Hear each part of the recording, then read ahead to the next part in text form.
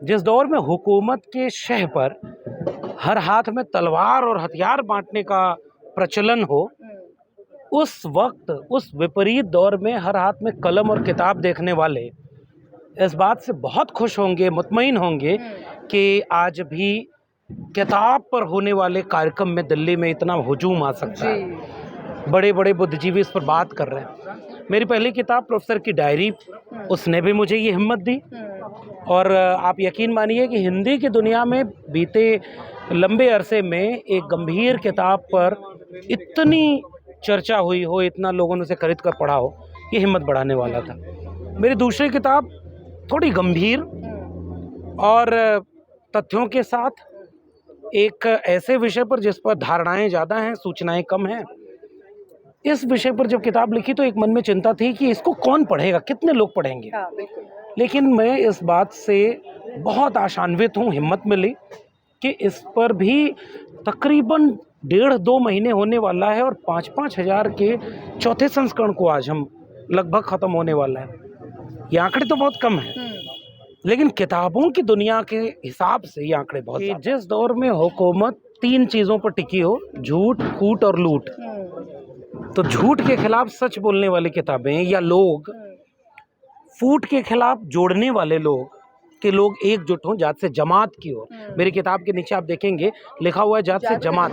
Doctor Lohia जाति तोड़ो और जमात जोड़ो कहते थे। Doctor Baba Saheb Ambedkar annihilation of cast की बात करते थे।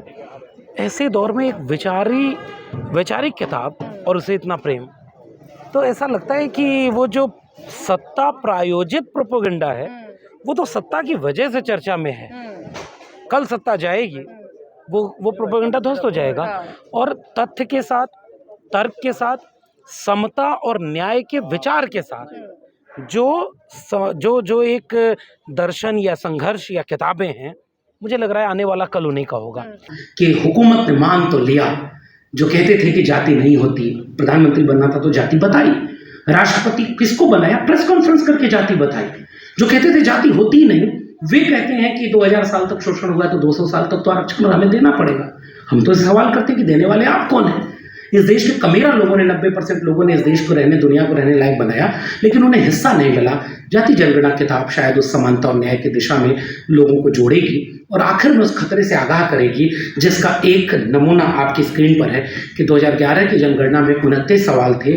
2027 की पहले फेज की जनगणना में जब मकान गिने जा रहे हैं, और आप इस चैप्टर में पढ़िएगा कि इसमें खानशुमारी बाकायदे एक चैप्टर है जिसमें बता रहे हैं कि अंग्रेजों की जाति जनगणना के बहुत पहले मकान गिने जा रहे थे, पशु गिने जा रहे थे, व्यक्ति गिने जा रहे थे।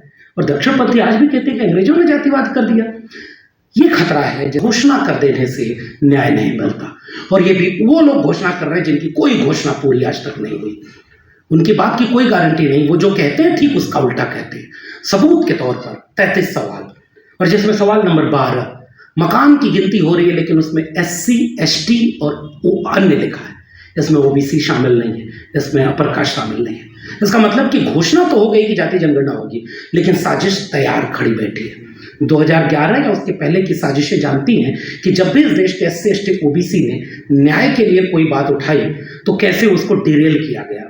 शायद ये किताब उस कोशिश तक ले जाएगी कि आगे की साजिशों से हम कैसे लड़ें और बचें। ये जो मैं बता रहा था, 1600-1700 के आसपास जब गिनती हो रही थी, वो हाथ से लिखे हुए कुछ पुराने दस्तावेज हैं जो सबूत देते हैं कि अंग्रेजों के पहले कैसे जाती। और मारवाड़ स्टेट ने 1941 में वो डॉक्यूमेंट प्रकाशित किया जिसकी गणना 1600-1700 के बीच हुई थी। और ये देखिए खानशुमारी, मर्दमशुमारी, और ये मारवाड़ में वही जनगणना का आंकड़ा है। इस किताब का मकसद केवल इतना है कि उन तमाम बिखरी हुई चीज़ों को एक जगह व्यवस्थित करके आम लोगों तक इसकी बुनियादी समझ बनाई जा सके। इसीलिए ये कोशिश मैंने की है और मुझे उम्मीद है कि पाठक तय करेंगे कि ये किताब कितने उनके काम की बन पाई। अभी तो ये एक शुरुआत है, लड़ाई बहुत लंबी है, क्योंकि अगर गणना हुई भी तो उसके आंकड़े आएंगे कि नहीं, उन आंकड़ों से नीति बनेगी कि नहीं, और नीति लागू होगी कि नहीं, इस सब में अभी बहुत इम्तिहान बाकी है। मैं जाते जाते अपनी किताब में दर्ज बुल्ले शाह के उस पद को पढ़कर अपनी बात खत्म कर रहा हूँ और ये किताब आपके हवाले करता हूँ कि आप इसे खूब पढ़ें, विमर्श करें, जो इसमें कमियां हैं उससे हमें आगाह कराएं, और जो अगर इसमें अच्छा है तो उसे लोगों तक ले जाएं, ताकि हम बेहतर दुनिया बनाने के उस ख्वाब को जी सकें जो बुद्ध, कबीर, रैदास, पलटू दादू देखा, फूले ने देखा, अम्बेडकर ने देखा, जो इसके चैप्टर में ये देखिए जात से जमात की ओर है। योगेंद्र जी बैठे हुए हैं, समाजवादी आंदोलन के नारे बहुत सारे लगे होते थे। डॉक्टर लोहिया जाति तोड़ों की बात करते थे और जमात जोड़ों की बात करते थे। Doctor Baba Saheb Ambedkar annihilation of cast की बात करते थे।